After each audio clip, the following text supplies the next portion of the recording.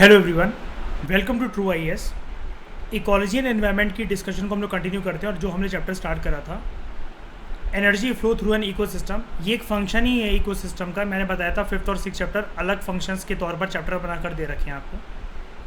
हमने डीकम्पोजर्स, डेट्रीवोर्स या जो ये फूड चेन बनाते हैं, डेट्रिटस फूड चेन, इसको स्टडी कर लिया था। अब ये दो क्वेश्चंस हैं, इसको देखते हैं। इंपॉर्टेंट है काफ़ी ज़्यादा। सबसे पहले तो आपके सामने क्वेश्चन ये है,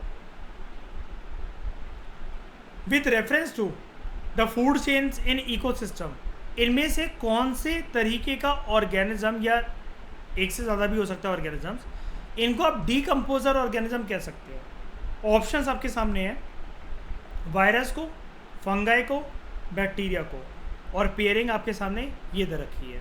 बताओ।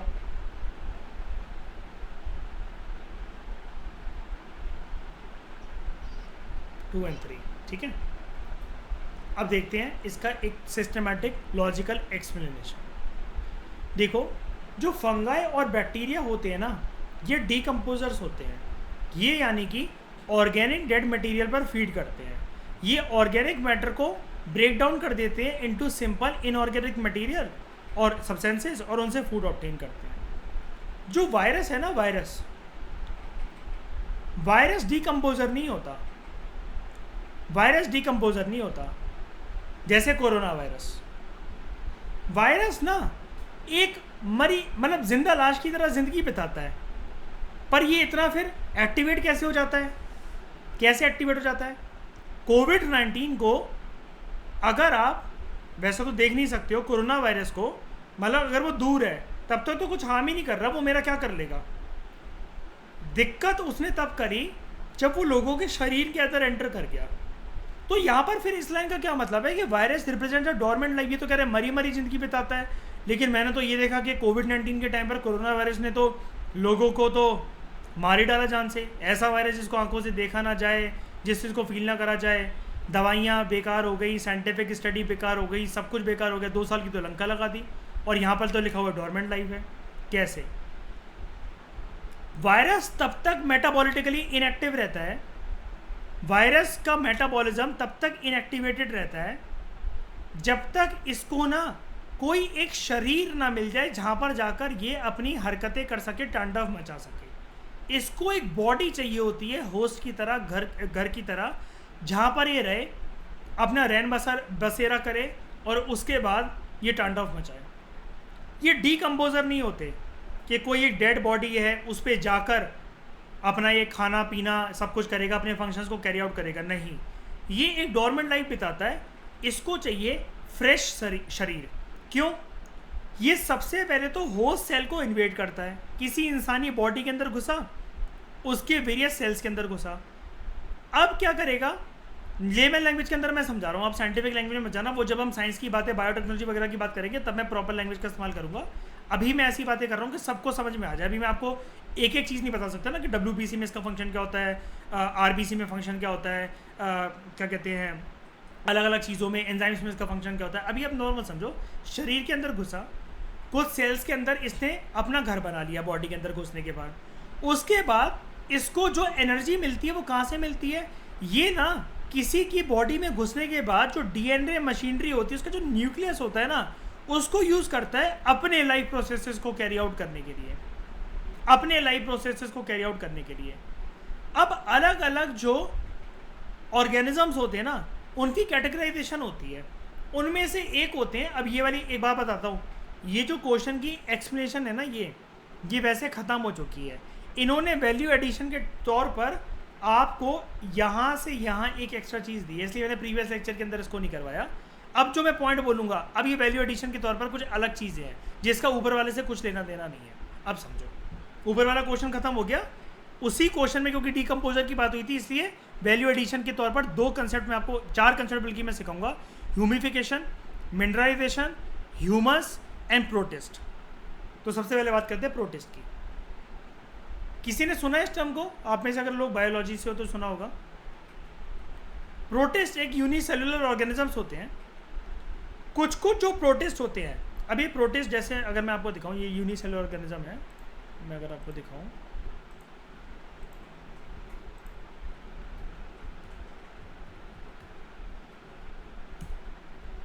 इसकी जो फैमिली होती है ना, उसको वैसे तो कहा जाता है प्रोटिस्टा। अब मैं पहले आपको फैमिली इसकी पूरी दिखाता हूँ, एक फ़ोटो थी।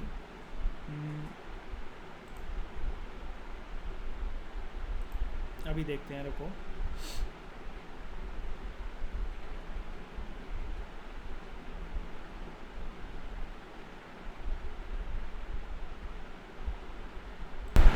यहाँ पर देखो, लाइफ के ना 6 किंगडम्स होते हैं बायोलॉजी के अंदर मेजरली। एक एनिमेलिया, दूसरा प्लांटे, तीसरा फंगाई, चौथा ये देख रहे हो ये प्रोटेस्टा, यहीं से वो वर्ड आया प्रोटेस्ट, फिर यू बैक्टीरिया, और लास्ट होता है आर्काई बैक्टीरिया।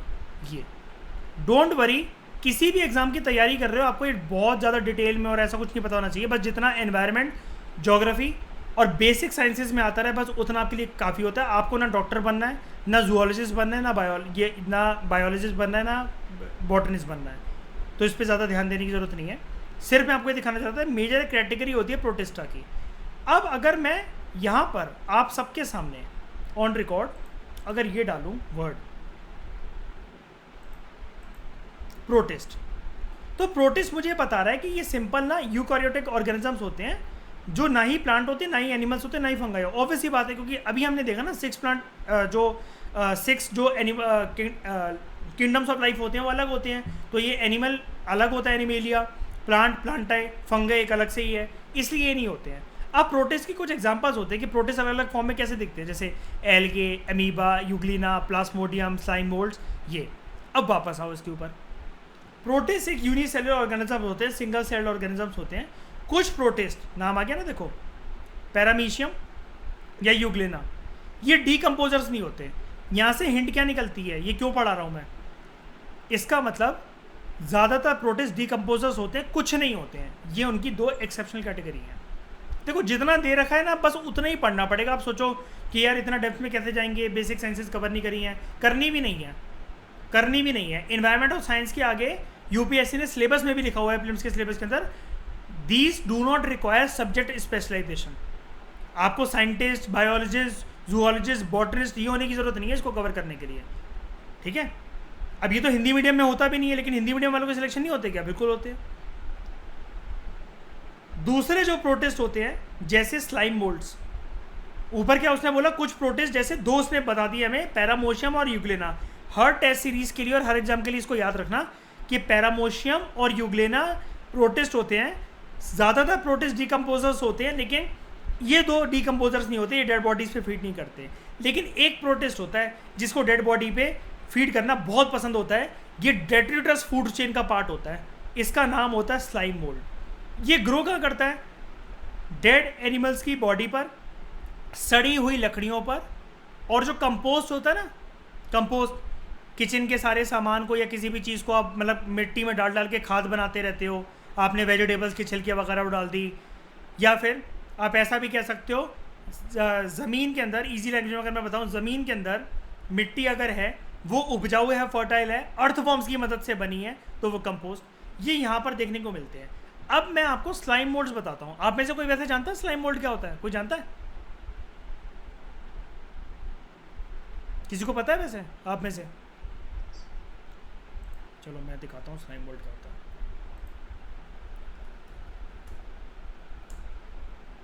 ये एक प्रोटिस्ट होता है, याद रखना, वही होता है, लेकिन इजी लैंग्वेज के अंदर मैं आपको बताता हूँ।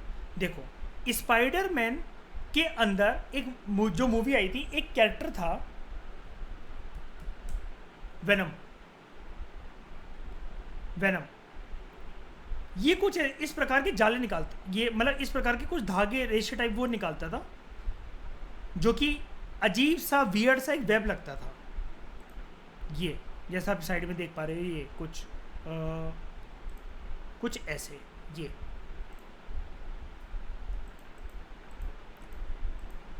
कुछ इसी प्रकार का घिनौना सा पदार्थ फैला हुआ ये स्लाइम मोल्ड का होता है। उसने क्या बोला अभी हमें, ये सड़ी हुई लकड़ियों वगैरह पे मिल जाता है। तो देखो ये लकड़ी सड़ गई है, इस पे उग गया है, एनिमल्स की डेड बॉडीज पर, और उस पे मिल जाएगा आपको ये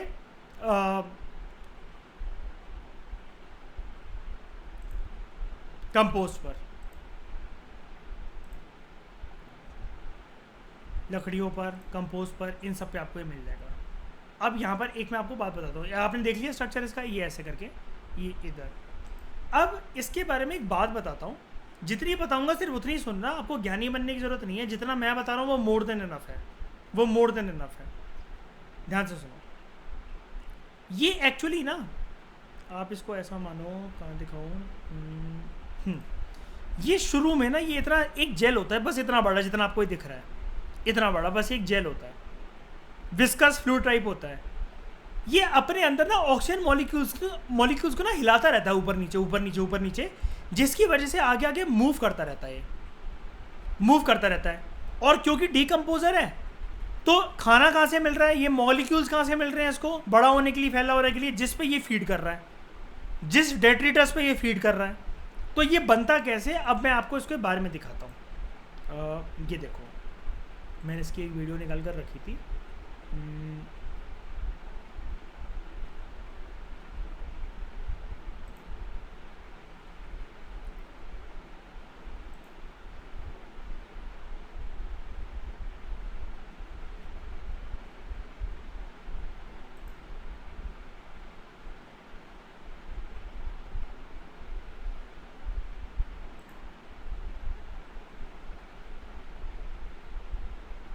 ध्यान से देखना जो भी मैं दिखाऊंगा, पहले पूरा पेशेंट ही देख लो, फिर मैं बताते चलूँगा, ठीक है। मैं ये हटा रहा हूँ, ये रोटन वुड्स वगैरह पे इस पर सर्वाइव करता है, लेकिन जो मैं आपको दिखा रहा हूँ वो देखो। ये धीरे धीरे करके देखो एक्सपेंड करता रहता है अपने आप को, ये देखो इधर है, ये देखो धीरे धीरे धीरे करके अपने आप को एक्सपेंड करता रहता है, देख लो फैल रहा है, अपनी ब्रांचेस देखो कैसे।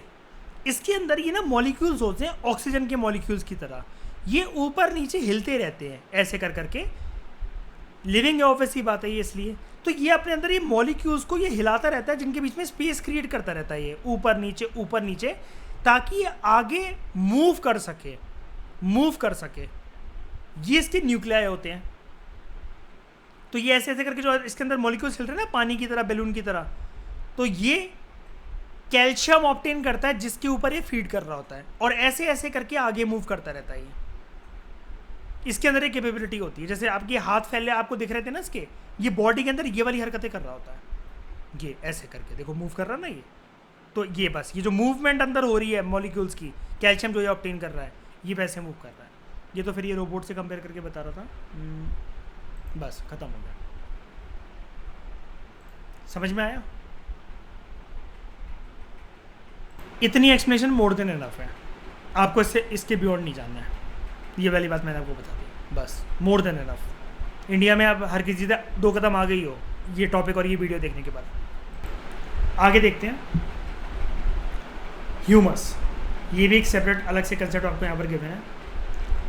बैक्टीरियल और जो फंगल एंजाइम्स होते हैं वो डेट्रिटस को डिग्रेड करते हैं सिंपल इनऑर्गेनिक सब्सटेंसेस के अंदर, ठीक है। बैक्टीरियल और फंगल एंजाइम्स जो, अच्छा मुझे एक बात बताना सर, एंजाइम्स क्या होते हैं? एंजाइम्स बेसिकली ना प्रोटीन होते हैं, प्रोटीन, वेरी गुड, प्रोटीन होते हैं जिसकी वजह से ना लाइफ प्रोसेसेस, किसी ऑर्गेनिज्म में लाइफ प्रोसेसेस कैरी आउट होते हैं। सबसे simple definition 8th class biology यही है ना, बताओ, है ना। अब ये क्या करते हैं, बैक्टीरियल और फंगल जो प्रोटीन्स हैं इनके अंदर, मतलब कुल मिलाकर आप बैक्टीरिया फंगाई समझ लो, ऑब्वियसली होता है बिना प्रोटीन के तो कोई जान ही नहीं है। तो ये क्या करते हैं, ये अभी हमने ऊपर पढ़ा क्वेश्चन यही था ना, उसी से डिराइव हुआ था, बैक्टीरिया फंगाई, यही 2 डीकम्पोजर ऑर्गेनिजम्स हैं, ठीक है। अब जब ये अपने प्रोटीन की मदद से किसी भी सिंपलर इनऑर्गेनिक सब्सटेंसेस को ब्रेक डाउन करते हैं, डीकम्पोजर डेट्रिटस की तरह काम करते हैं, ये इस प्रोसेस में जब इन्होंने किसी एक डेड बॉडी के ऊपर फीड कर कर उसके ऑर्गेनिक मटेरियल को कन्वर्ट करके सिंपल इनऑर्गेनिक सब्सटेंस में बदल दिया, इन दोनों ने, इस प्रोसेस को कहते हैं हम लोग कैटाबॉलिज्म। कैटाबॉलिज्म 2 प्रोसेस और जानते हैं अलग से, ह्यूमिफिकेशन और मिनरलाइजेशन। ये अकर होता है मिट्टी के अंदर, जब डीकम्पोजिशन मिट्टी के अंदर हो रही हो, ये तब के प्रोसेस है। ह्यूमिफिकेशन का मतलब क्या होता है, जब एक विदाउट एनी फॉर्म, मिट्टी का तो वैसे ही कोई फॉर्म नहीं होता, काले से डार्क कलर का एमोर्फस का मतलब यही होता है फॉर्मलेस, जिसका कोई आकार ना हो। जब ये एक जगह इकट्ठा होता रहता है उसको हम लोग कहते हैं ह्यूमस। ह्यूमस ना रेजिस्ट करता है किसी भी प्रकार के माइक्रोबियल एक्शन को, और ये डीकम्पोजिशन, अब क्योंकि रेजिस्ट करता है कि ये नहीं होने देना चाहता आसानी से अपने आप में चेंज, तो इसके अंदर डीकम्पोजिशन, इसको तोड़ना बहुत मुश्किल होता है। धीरे धीरे धीरे कर कर इसकी दीवारें गिराई जाती हैं, बहुत एक्सट्रीमली स्लो रेट पर ये चीज़ होती है। सॉरी। अब क्योंकि कोलाइडल होता है, what do mean by colloidal? कोई भी चीज़ जो विस्कस होती है, गाढ़ी सी होती है, जो आराम से मिक्स ना हो सके, जैसे दूध कोलाइडल होता है, चौक और पानी को मिला दो वो कोलाइडल सॉल्यूशन बन गया। सही बोल रहा हूँ कि गलत बोल रहा हूँ, बताओ। तो being colloidal in nature, humus ना सर्व करता है एज रिजर्वॉयर ऑफ न्यूट्रिएंट्स।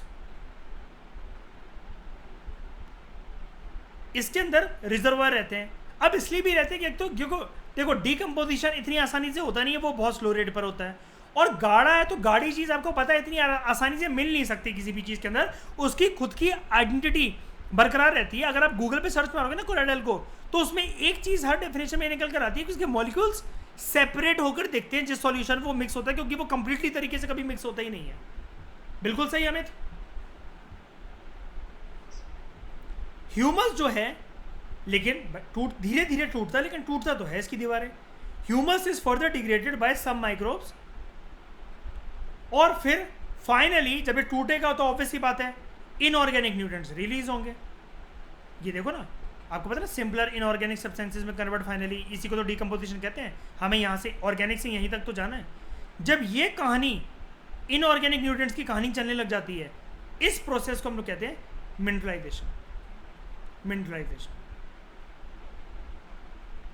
अब एक बात जान लो प्रिलिम्स के पर्सपेक्टिव से, अगर गर्म, नमी और चिपचिपा वाला वातावरण अगर होगा तो डीकम्पोजिशन इसकी वजह से ज़्यादा आसान हो जाता है। अगर लेकिन टेम्परेचर लो होगा या एनएरोबायोसिस होगा, एनएरोबायोसिस ये होता है, क्या होता है, लाइव प्रोसेसेस जब इजीली कैरी आउट हो सके इन the absence of air, oxygen, है ना। एनएरोबिक जो माइक्रो ऑर्गेनिजम्स नहीं होते हैं वो, वैसे ही। तो लो टेम्परेचर मतलब क्या, ठंडा, और anaerobiosis in the absence of oxygen, इसकी वजह से डीकम्पोजिशन इनहिबिट होता है, इतनी जल्दी नहीं हो सकता, which results in buildup of organic material. तो ऑर्गेनिक मटेरियल फिर बिल्डअप रहते हैं। तो होता क्या है, एक ना लैंडस्केप होता है, एनवायरमेंटल कंडीशन होती है, इकोसिस्टम होता है, फॉरेस्ट का टाइप होता है, ताइगा। ये तुंद्रा के बाद बनता है, आपने सुना होगा, तुंद्रा के बाद बनता है ताइगा। ये आईसी कंडीशंस यहां पर होती हैं, और कॉनिफेरस फॉरेस्ट होते हैं यहां पर।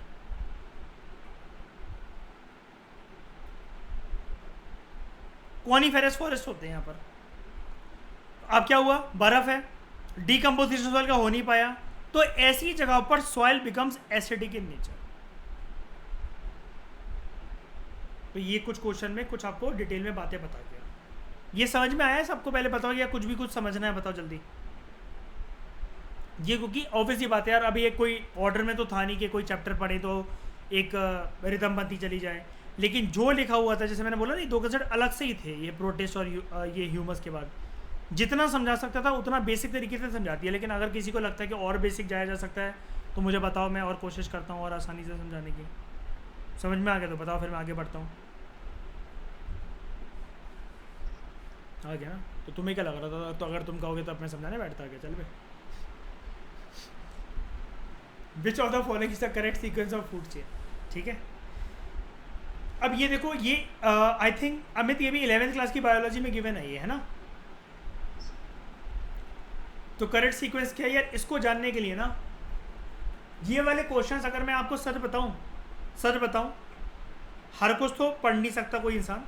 एक बात बताता हूँ, पूरी इन्वायरमेंट और ज्योग्राफी और बेसिक साइंसेस जब खत्म कर लेंगे हम लोग, ठीक है, साइंस एंड टेक्नोलॉजी भी खत्म कर लिए, अगर कुछ ऐसे क्वेश्चन टकरा जाए, आपको दूर दूर तक अंदाजा है नहीं, दूर दूर तक क्रुस्टेशियंस थोड़ा बहुत फिर भी पता रहता है लोगों को करंट अफेयर वगैरह से। ये आई थिंक अमित क्रैब्स को बोल सकते हैं ना क्रूस्टेशियन, हार्ड शेल जिनका होता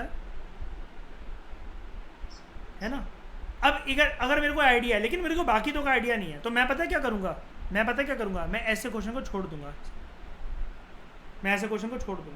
मैं 8 साइड से हूँ भाई, इतना डिटेल में मुझे नहीं पता, मैं तो नहीं पढ़ सकता इतना डिटेल में, मैं छोड़ दूंगा। मैं सिर्फ एक क्वेश्चन के लिए पूरी 11वीं क्लास की बायोलॉजी जिसकी कोई रेलेवेंस भी नहीं है, मैं तो नहीं पढ़ सकता। रिटर्न ऑन इन्वेस्टमेंट बहुत पुअर है, इतनी देर में नितिन सिंघानिया इंडियन इकोनॉमी या कुछ और ना पढ़ लूँ मैं, ये चीज़ है। लेकिन अब ये क्वेश्चन पूछा जा चुका है एक टाइम पर, पहले 2014 या 15 के प्रीलिम्स के अंदर, तब बनते थे 11th क्लास की बायोलॉजी से क्वेश्चंस बनते थे तब। फिर बाद में एनवायरनमेंट के लिए एक चर्चा और चली थी मार्केटिंग स्किल्स के। 12th क्लास की जो बायोलॉजी है उसके लास्ट के जो 4 चैप्टर्स हैं वो EVS से रिलेटेड होते हैं, उसको पढ़ जाओ। लोग वो पढ़ के जाने लगे, उसकी रेलेवेंस खत्म हो गई क्योंकि सारे क्वेश्चन पूछ रही UPSC ने उससे। फिर बात चली कि शंकर IAS पढ़ के जाने लगो, अब वो भी UPSC ने पूछ लिया, अब ये भी खत्म हो गया। मॉडर्न इंडियन हिस्ट्री की स्पेक्ट्रम की अब रेलेवेंस खत्म हो गई। 2020 में पूरी 21 के पेपर में पूरी लक्ष्मीकांत की रेलेवेंस खत्म हो गई थी पूरी, सिर्फ 11th क्लास की जो बुक थी NCERT, वहाँ से सारे के सारे के क्वेश्चन बन सकते थे। तो इसलिए ज़्यादा अपनी चीज़ें डाइवर्सिफाई ना करके जो बेसिक बुक्स होती हैं तमिलनाडु और NCERT, उनको ज़्यादा से ज़्यादा रिवाइज करा करो। अब चाहे शंकर IAS कुछ भी पढ़ जाओ, वो नेशनल बैक्टीरिया या फिर नेशनल रेप्टाइल इन सब के बारे में तो लिस्ट प्रोवाइड ही नहीं करता। पेपर हो जाने के बाद लेटेस्ट एडिशन निकालना तो बहुत आसान होता है, उसमें तो कुछ भी बातें कर लो। फिर तो स्टूडेंट्स को कैसे वेव को बनाते हो, ये देखो हमारे बुक से निकला है। हरप्पा की जो एक नई साइट पूछ लेता है UPSC, बस पूनम दलाल दैया की लेटेस्ट एडिशन में वो वाली साइट आ जाती है मैप बनकर, तब तक होती नहीं है। पहले करके दिखाओ ना, तुम तो स्टॉक मार्केट के इंडिकेटर की तरह बिहेव कर रहे हो कि जब कैंडल बन जाएगी तब इंडिकेटर बनेगा। पहले बताकर दिखाओ कि मार्केट कहाँ जाएगी।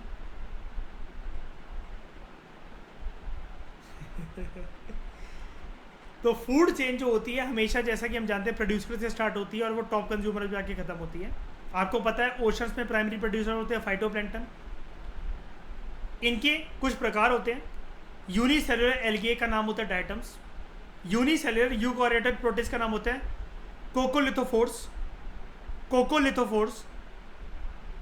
फिर ब्लू ग्रीन एल्गे साइनोबैक्टीरिया, और इसके कुछ प्रकार synechococcus, prochlorococcus, nostoc, spirogyra.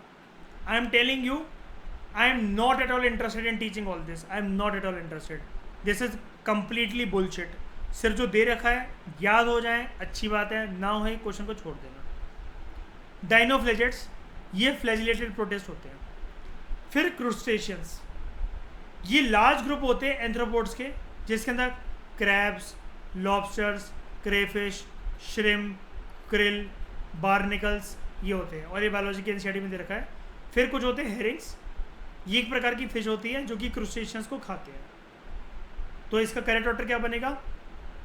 Diatoms, ये सबसे पहले था ना, इसमें लिखा होता है correct sequence of food chain. Diatoms मतलब फाइटोप्लैंक्टन एक प्रकार से, ये खाए जाएंगे, ये प्राइमरी प्रोड्यूसर है क्रूस्टेशियंस के द्वारा, और क्रूस्टेशियंस को एक मछली की प्रजाति का हेरिंग। अब यहाँ तक तो ये बात समझ है कि मैंने तो आपका यार डीमोरलाइज कर दिया, मैंने तो आपको कि छोड़ जाओ, इसको पढ़ी मत जाओ। लेकिन डोंट वरी, ट्रू IAS के लेक्चर्स हैं भाई, ये ऐसे ही थोड़ी ना है कि यार मेरे मुंह से निकल जाए कभी भी कि इसको छोड़ दो। ना जी ना, मैं तो अपनी एक्यूरेसी 99% से कम रखता ही नहीं हूँ, ना रखवाता हूँ। इन्वायरमेंट जब मेरे साथ पढ़ोगे ना, हम दोबारा इस क्वेश्चन पे लौट कर आएंगे, और इस डायग्राम को पढ़ने के बाद जब फूड वेब का कंसेप्ट और ये सारे कंसेप्ट जब हम पढ़ लेंगे, टाइप्स ऑफ बायोटिक इंटरेक्शन, फिर ये मक्खन हो जाएगा। और नहीं करना है तो इसी पे, ये वाला आगे नहीं पढ़ना है तो ये वाले डायग्राम पे अगर पकड़ बना ली, बस ख़त्म आपका। ये देखो डायटम्स, यहाँ पर आपकी हेरिंग, ये डाइनोफ्लैगिलेट्स, फाइटोप्लैंक्टन।